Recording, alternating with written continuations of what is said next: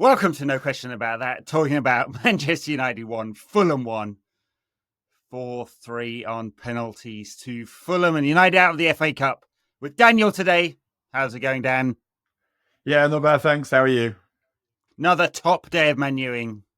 Awesome stuff from the lads. Never in the history of penalty shootouts. Yeah, what a team.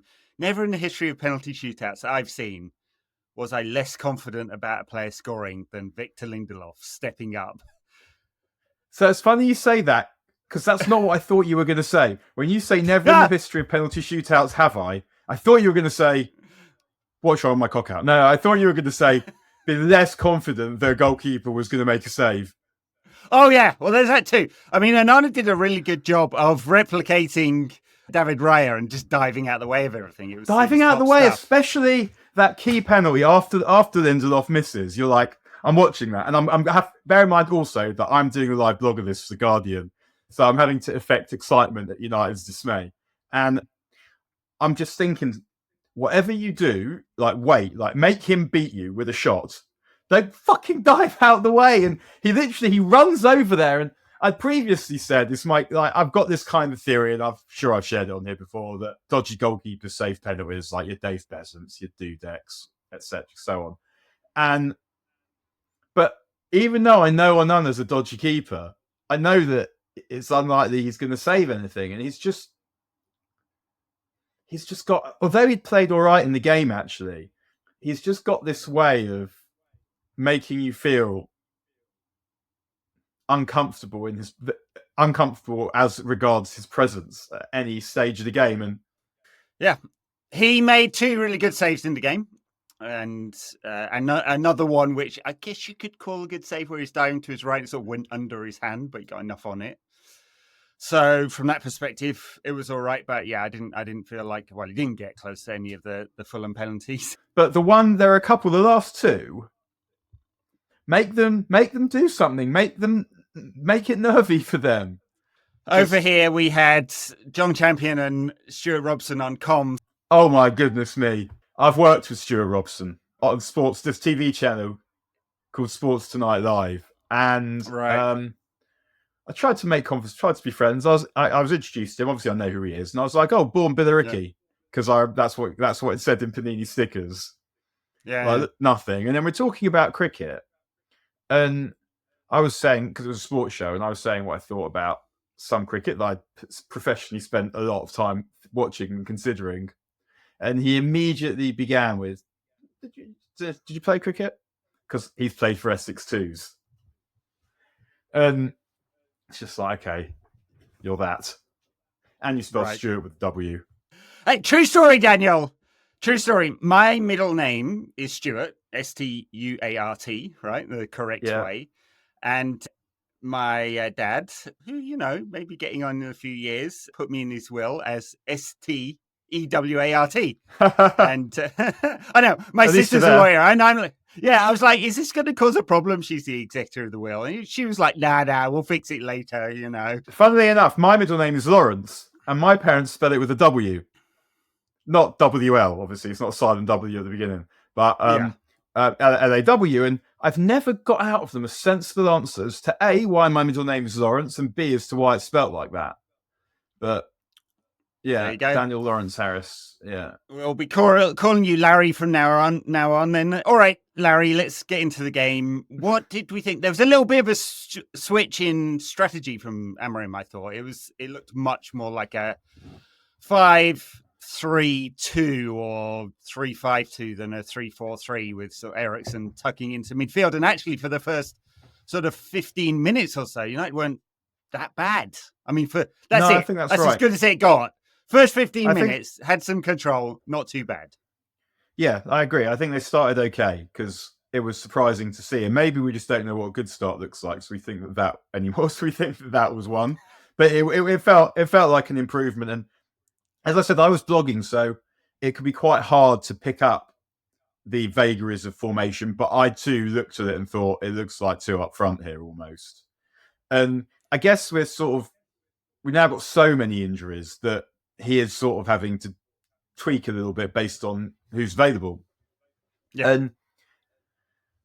And I mean, it wasn't. It was one of those games. Obviously, it's fucking annoying that we're out the cup. The season could be over if we lose 2-0 on Thursday. The season's almost done, and it's going to be a long 2 months if we lose this European tie. But so it's annoying that we got beat, but at the same time, it didn't leave that match. I don't come out of that match without thinking, God, it's fucking hopeless. And maybe that's partly because we're looking for anything, really. Like, we're so desperate for it to just get a little bit good. But at the same time, we can see some things improving. And whereas previously, I mean, and I said in the last pod, the last weekend, that I would have picked Obi a couple of weeks ago because I just felt like Hojlund had to be taken out. It's like playing with 10. But I think what we've seen against Everton today is he's now sort of made a case where rather than you put him in because the other bloke's just so dreadful that you don't have an option, you could now put him in because actually he's shown you something. Yeah. 3 big chances for Obi today, and 2 of them he created himself. The other one he got on the end of, I mean, perhaps he probably should have scored. The one where he's just chipped it past the post. But that's 3 more chances than Hojlund and Xerxes have created for themselves in the last fucking year. Yeah, much. I felt like the first one he whipped wide. He probably should have passed because he should have seen that the man was there, and he didn't have the greatest angle. But at the same time, there's another part of me that's saying, no, I'm pleased that you hit that, because Xerxes wouldn't have done. He'd probably have fucked the pass up as well. It's just, he wants to score goals. He's there to score goals. And before the match, and I looked at the Fulham team, I think that Calvin Bass is quite a good player, and saw quite a lot of him when he was playing in Europe with Rangers. And yeah, I felt like that is exactly the kind of centre-back that Hojlund can spend 90 minutes fighting with. And when I think about it like that sometimes, I remember something that Scholes once said about playing against Vieira. And it's so simple, but so, yeah, of course. When I say it's quite a lot about things that the ex-players say, it sounds simple, but they're sort of not simple to necessarily think about or to execute. And they asked him what was it like playing Vieira, and Scholes said, I just really generally try and stay away from him. And that's exactly it. Like, you've got this amazing player on the other team who is athletically so far, you're dominated that it's ridiculous. Stay away from him. And even though Hojlund should be physical, when you're playing against a massive centre-back, what you're trying to do is take him where he's not comfortable. He's happy to spend all day fighting you, because even if you're good at fighting, even if you're better than he is at fighting, the difference at that is better than the skill differential should be. It's smaller than the skill differential should be. So he's more than happy to get involved in that confrontation. Maguire likes it as well. He'd much rather you're right in front of him, backing in where he can see you, than in behind where you can embarrass him. And what I think Obi's doing, who's also physical, but only if he has to be, he's generally trying to get away from the defenders. And that's one of the reasons you see him have those 3 chances. The first one, I thought probably should have passed. Then the one that the keeper saves right at the end, I agree. Like, once you're there, you've got to score. But it wasn't a you bottled that miss. It was a good effort, and the keeper made a good save. So, I mean, on Hojlund, I mean, you're exactly right. He spends the whole time marking the defender. And the thing is, what I can't understand is the best of Hojlund is where the ball's in front of him and he's moving into the gap between the fullback and the centre-back. The worst of Hojlund is when he's fighting with defenders and trying to control the ball, because he almost never wins. And I'm just really... I'm just really struggling to understand, because Amorim talked about it a couple of weeks ago where he said, yeah, we're working on that in training, which was interesting because previously he'd said something like, well, we give players instructions, but we don't specifically work with them one-on-one, right? And I was like, well, he's now saying they are working with him, but it's now 19 games without a goal. And I'm not quite sure what they're working on, right? And it's not even without a goal, by the way. How many chances has he had in that time? How many times have you thought you've got to score? You might score. Like, nothing. It's playing with 10. He's averaging about a shot a game, just over a shot a game this season, and his efficiency rate is below 20%, right? Which has gone down as well. And he was a reasonably efficient forward. So, on that basis alone, and not even talking about the quality of chance, the XG of it, you'd say, well, he's likely to score once every 5 games, right? But but he's not even getting good chances with those one shot per game. So it's horrendous. I took some notes. Yeah, I recorded something that Amorim said about him because I thought a few things you said recently have made me think. Okay, I feel like we've got the part right where you understand what has to be done with these players in this team, more or less. Then it's going to be about, can you get the right players and can you get them to do what you want to do? Can you make it work? But what he said about Hojlund was, we have to look at Rasmus as a player. He has the pace, he has the technique. He scored some goals that are really hard to score. Sometimes he doesn't choose the better run. Sometimes he's so anxious to touch the ball and he moves away from the goal. We address that in training, but sometimes it's the confidence of the player. And I think I agree with all of that. Yeah. What's frustrating about Hojlund is he isn't useless. We've seen him do enough really, really good things to say he's not useless. So it's frustrating to see him be useless over and over again. But the manager seems to know what about him is useless. Can they get him doing the right things? I mean, we'll find out. Yeah, no, absolutely. I mean, there have been periods in his time at United where you're like, okay, there's a player here. I see some raw ingredients, and like he looks like he could be a good quality number 9. He had that short period where he scored 7 goals in 7 games, and then got injured again. He's now been fit for a sustained period of time, but he doesn't look fit. He doesn't look confident. He doesn't look like he's going to create himself anything. He doesn't look like the team's going to create anything for him.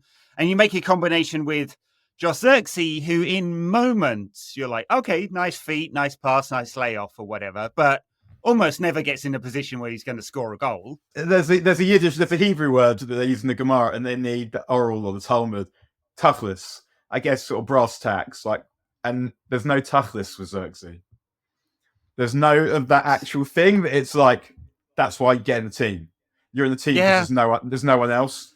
And yeah, again, not without talent. Put the two of them together, you'd have a player. But I think, and also the problem that they also have is because we don't create chances, we don't score goals, we don't win games, we don't win them easily. They're never getting, you see it so often with players who are out of form, like a tap-in to make it 4-0. Just those little bits that get you going. A penalty because the penalty you're winning and the penalty taker's been taken off. Just little things that when you're struggling don't happen. There's none of those kind of artificial little bursts of confidence. It's just grim and grim and grim until you somehow are able to force something better. And so I would have played Obi a couple of weeks ago because I felt like it can't get worse now. And he's obviously too good for age group football. And there's nothing going on all these league games. So it's sort of, I could justify it to myself just about in that way, though. There's obviously another part of me that's saying, shut up, you're an idiot. You don't want to ruin the kids, surely, because dropping a talented player into a crap team is not usually a formula for success. But this is so bad, and he's shown little glimpses that you kind of get to the view that why not? What I've seen of him in age group football is he a little bit the same as we saw today. Honestly, doesn't get involved very much. But when there's the opportunity, it's obviously he's facing worse defenders with more space, so he gets more chances. And he is a really effective finisher, which was, I guess, the sad irony today where he got himself 3 big chances through mostly his own work and his own movement and couldn't quite finish one. Which is not what we've generally seen from him. Yeah, I think he's confident, though. He's got some swagger. I think he thinks he's going to be a top player. So with some raw, and because the other thing you wonder about people like him is it just a physical advantage? Because he's a man early, he's filled out, he's massive. Is it that playing against, especially when you think about the fact that defenders tend not to mature until they're a bit older? But I mean, we had Alan Shearer in commentary, who's saying he likes what he's seeing, and I mean, when I say stuff like that, I always remember that Gary Lineker loved Robert Earnshaw's movement, but it's just the ability to get into the game. whenever you play football at any level, the best player on the pitch or in the playground, somehow the ball always finds them. They always find the ball. And there'll be other players who you can play, but you're not as good as them, and you're searching for the ball. And I feel that that's what Hojlund's doing. Whereas the best players, like, the ball finds them. They find the ball. And I'm not, obviously, I've only seen Obi play a few times, but that is a skill. And I wonder if he might have it. Physically, I guess I'd like him to be a little bit quicker than he is, but he's probably quick. But with the power, he's quick enough. I mean, if you think someone like Harry Kane or Eric, although the game's changed a bit since Eric stayed, most of the defenders are quicker. If they get away, even though they're not electric, if they get away, then you do well to catch them before they shoot. And I think that with Obi's physicality, even though he's not lightning, he'd be quite hard to get back at by anyone once he's clear, because he's also got the size and the ability to kind of protect the ball because he's so big. Yeah. All right. There were a couple of bright spots-ish, or things to note in defeats. Bruno again proving how utterly useless he is by scuffing one into the corner with his left foot. Imagine he had even 3 players of comparable quality. Yeah. And I guess there was a time when he sort of did, when he sort of had Rashford and Varane, but Varane was never quite fit when Rashford was playing well so much. And they were sort of hinting at getting a little bit good when that was the case. But yeah, I mean, another brilliant goal out of nothing almost. And yeah. And it's annoying that he's playing deep as well, because he's not getting many chances like that during the game. He's playing deep because he has to. Yeah, because no one else can pass the ball through midfield. I think Amorim's just come to the view that he just kind of has to do that, otherwise we never get the ball forward. And as a result, Bruno ended up in this game playing quarterback, like he's getting the ball off the keeper. That was a lovely pattern. I'll get back to Bruno in a second, but the pattern of Onana into one of the wide centre backs, into one of the wing backs, back to Onana, hump it long, lose the ball, over and over again. That pattern. But at points, Bruno was the man.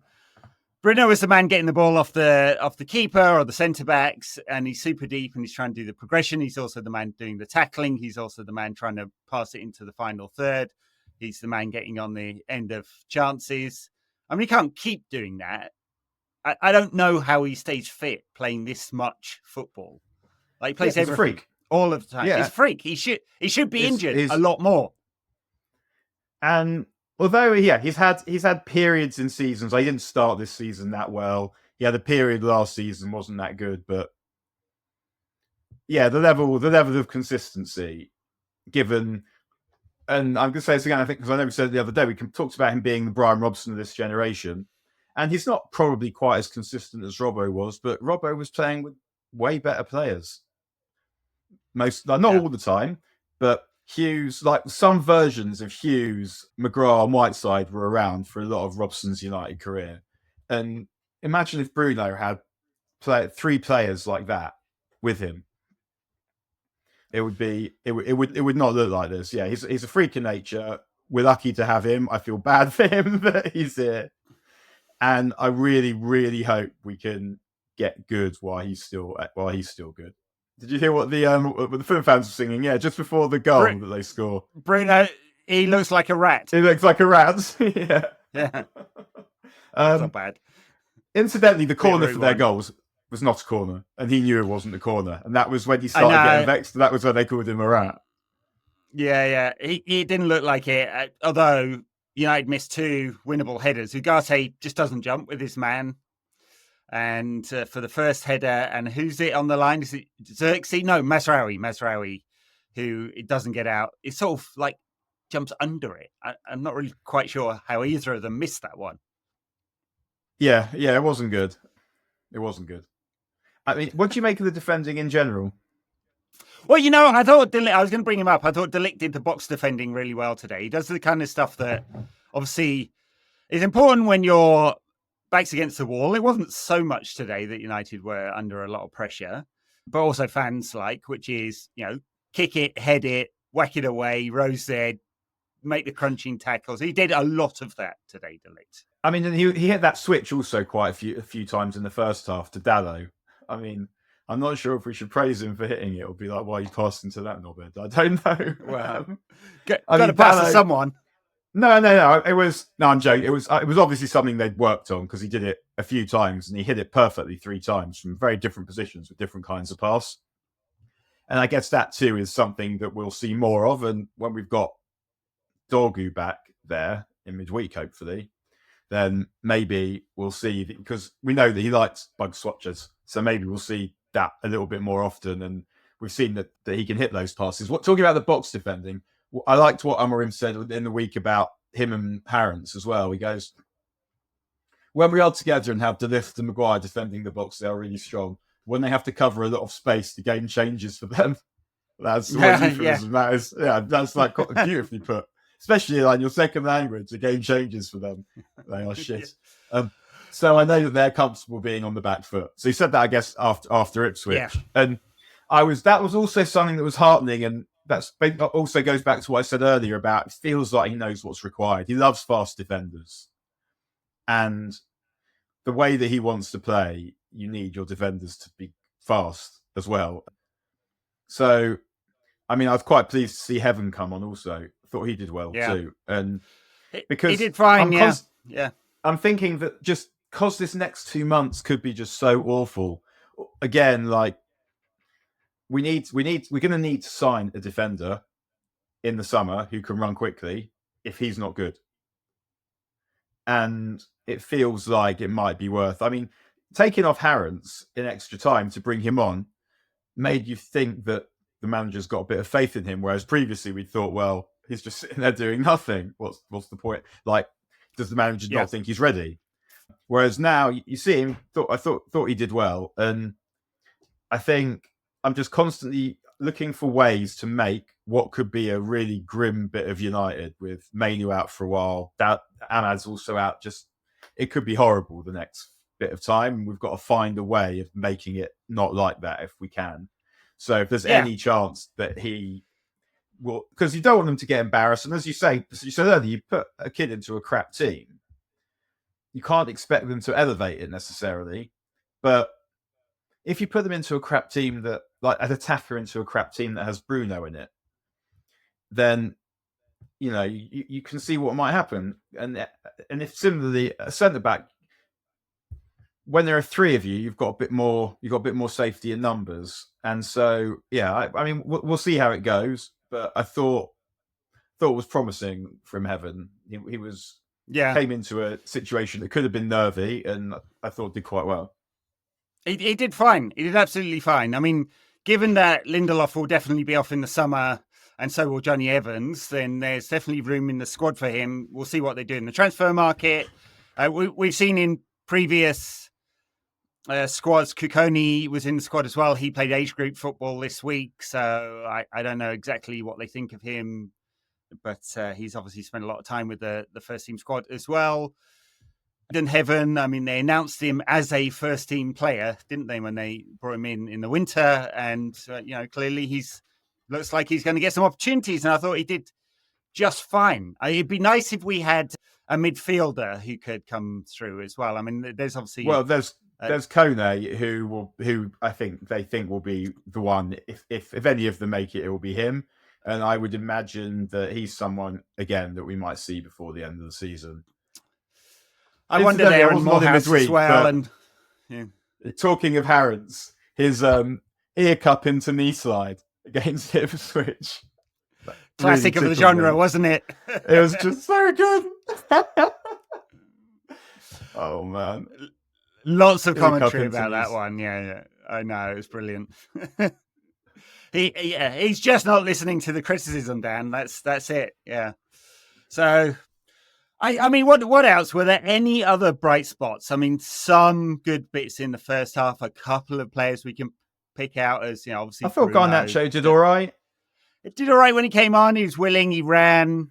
He took on men on the outside or the inside. Like, it's not quite happening. Yeah. But he did make us better. So it's not like he didn't make us good enough, but we were better with him than without him.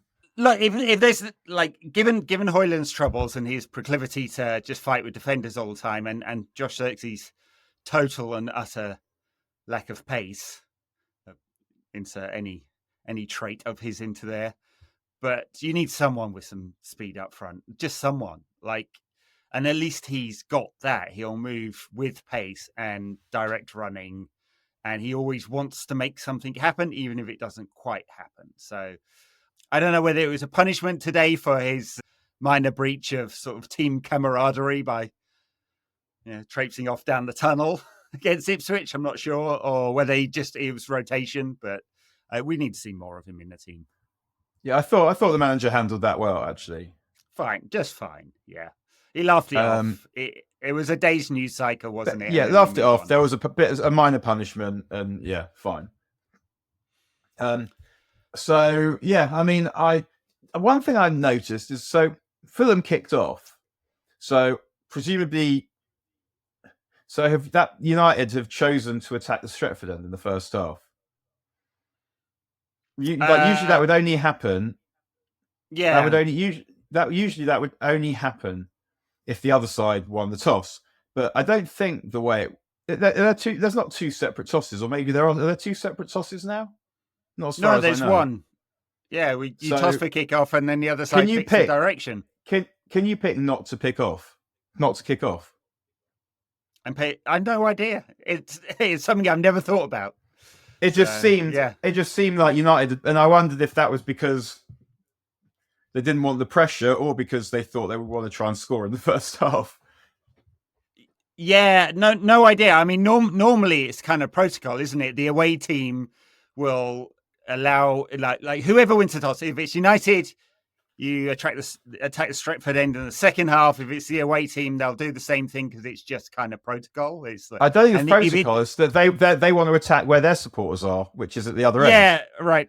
All right. Well, and if it goes the other way around, the crowd boos, and we all have a good laugh about it. And I don't know that it makes any kind of difference at all. But yeah, I mean, maybe United are like, yeah, we need a goal in the first half because we haven't scored a goal in the first half of a game from open play for, well, pick your number of games. Although actually, didn't we score from open play against Ipswich? Anyway, it's hardly any this season. Desperately we're shit. First half. Either way, yeah. Long story short, it's shit. We got to the we won in the Youth Cup at Arsenal. Did, and it'd been in the semi-finals. Yeah, it was a good victory at Arsenal. Where some friends of mine were coming out, and they got accosted by none other than Ty from Arsenal Fan TV. The guy with like the Arsenal everything, like every piece of. They were like singing on the way out, and he couldn't contain himself. So yeah, he ended up getting embarrassed by a 15-year-old, I believe. Deary me, football fans, they've never seen away fans at a ground. No, deary me. I was once coming out of a game with my dad, and it was Norwich where Giggs scored at the end. We're leaving, we're going back, and I turn around and somehow my dad's getting into verbals with a Norwich fan. And he's goes to me, Sam, I don't understand some people. Let's take football so seriously. What's wrong with them?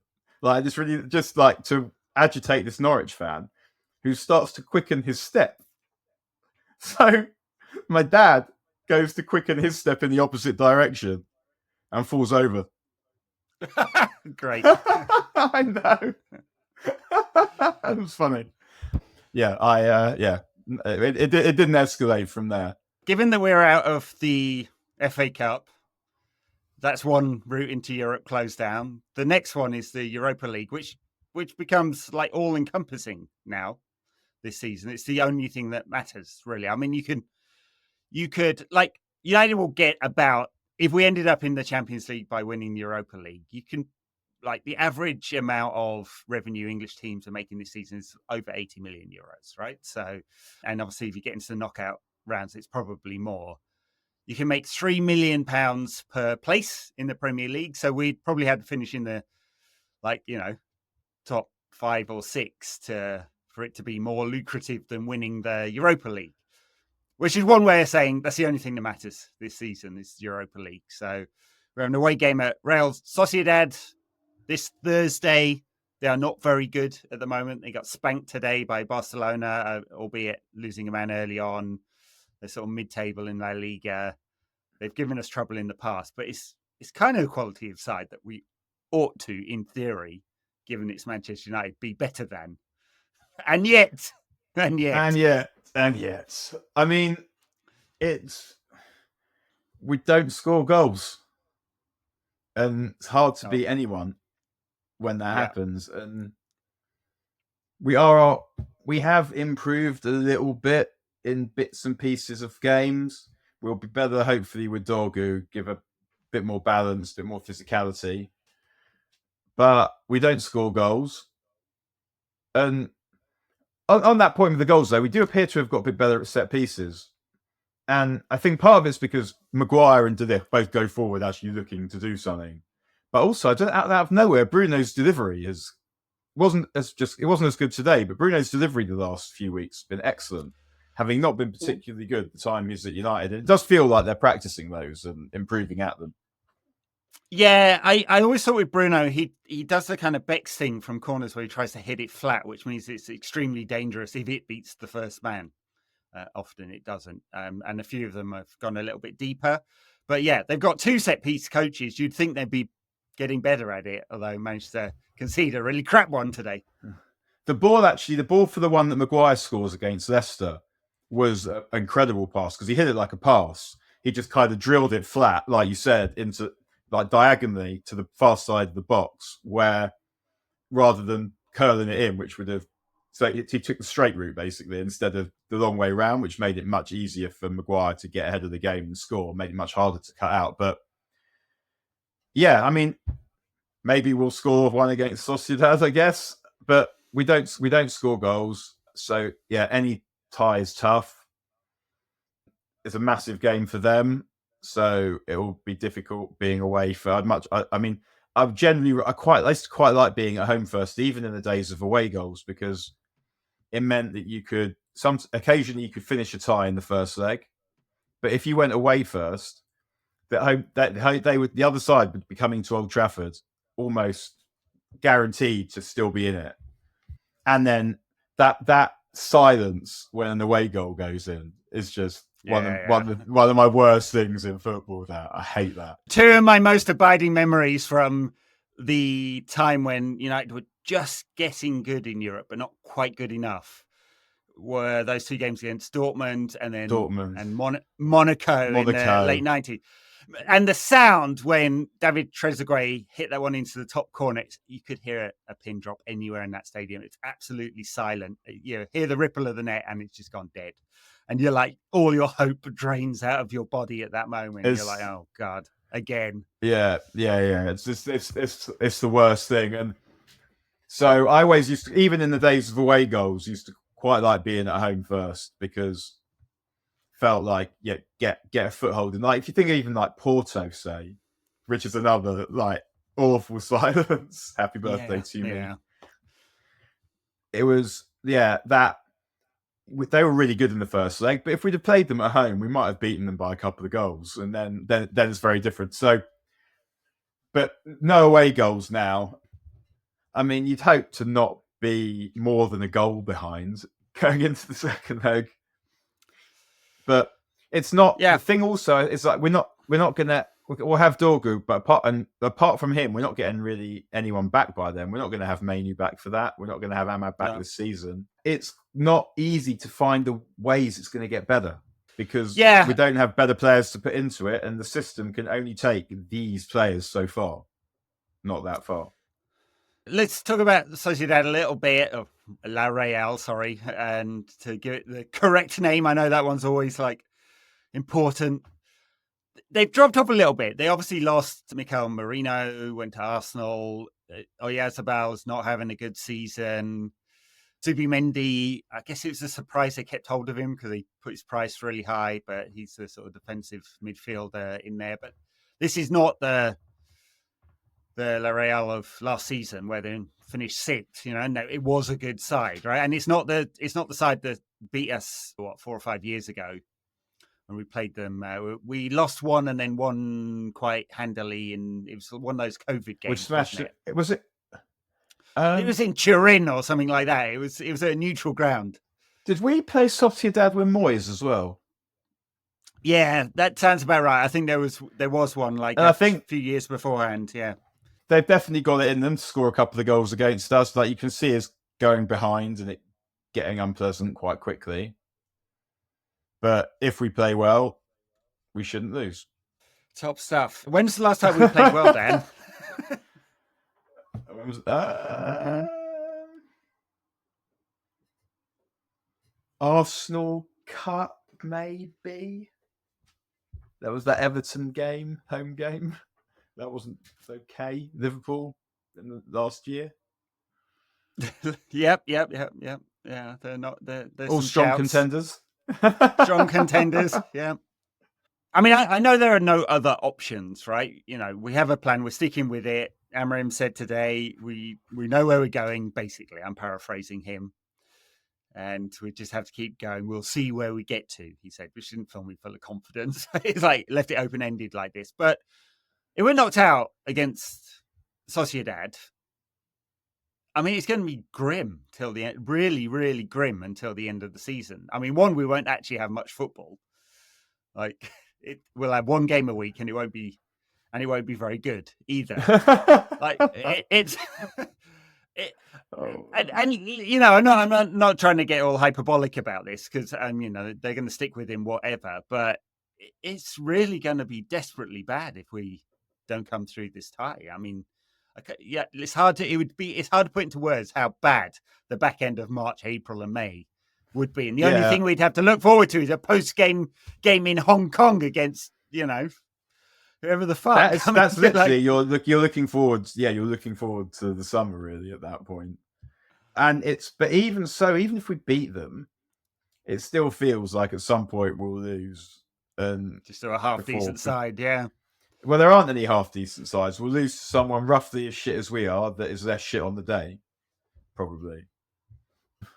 It just he needs to, and that brings me back to what I said about Obi and Heaven. Is just that you need to try and do something to inject some energy, to inject some hopefulness, and the only way to do that is because Ahmad's injured, because Mainu's injured, is them, and like it's just a terrible state of affairs, and they shouldn't have to do that, but yeah, sometimes you put players in and they're ready. I guess he'll know whether they are or whether they're not, but if they're not, then it's very hard to see where the positivity is coming from. Well, let's hope we don't get there. I mean, God, it's so badly needed on any dimension you think of. The one thing you'd say is I don't think this will be a high-scoring game. Real Sociedad have only scored 23 goals in La Liga this season. We don't score goals either, so it's guaranteed 4-4 on Thursday then.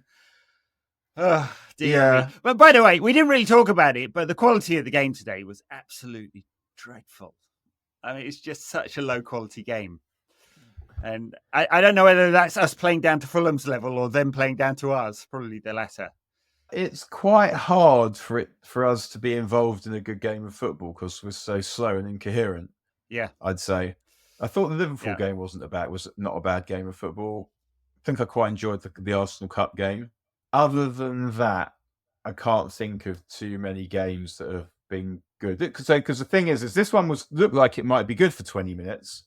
And then you realise that actually, no, that was the best they could manage. So that was going to be the high point, and they weren't even going to do it. That was the best it was going to get, and they weren't going to sustain it. I thought United did okay in extra time. Extra time was quite enjoyable, I thought, which is unusual for extra time relative to other extras time. Is that the plural? It would be good if it was good, but it's shit. I know. And I generally just try and find. You always try and find positivity, and the positivity is I think the manager's a good guy. Seems, and he's picked one player so far, Dorgu, who looks like he's good. So I think we can try and give him that. he seems to know what is required. I wonder if he knows that he might need 2 midfielders. Don't know. Well, he will do, because Eriksen's going out of contract. They won't renew it. And Casemiro, they will take any deal possible to get him off the books, for sure. I mean, whether they can or not is another question. But yeah, he'll need 2 midfielders. You're not getting properly good if Ugarte and Bruno is your 2 there. You're not gonna go good. You're gonna improve with the other players, but there won't be enough. Yeah, I mean, it's a really difficult path here, both financially and in terms of making the deals right. They're going to have to get like every single one right. They can't afford failures, and we can't afford like ready-made players anyway, and we definitely can't if they're not in the Champions League. And so, Champions League qualifications via the Europa League is 2 players, basically, maybe 3 at Dorgu level prices, and it's just such a big difference, and just accelerates the project by a year. Sorry, I hate to use that word. Project. It's a fucking football club. But yeah, or the alternative, I mean, honestly, is probably more job cuts and player sales, and maybe even a big player sale like Garnacho or Menu, where they can book all the profit in 1 year. Looks like we might have a good chance of getting rid of Rashford, I guess. So, like, if he carries on playing as he's playing, someone he'll accept will take him. All right, let's leave it there. We've got. It's such a big game on Thursday. I mean, it shouldn't be. Like, you're 12th place in La Liga versus 15th place in the Premier League for a Europa League round of 16. Top stuff, but it's an absolutely massive game for United. So come on.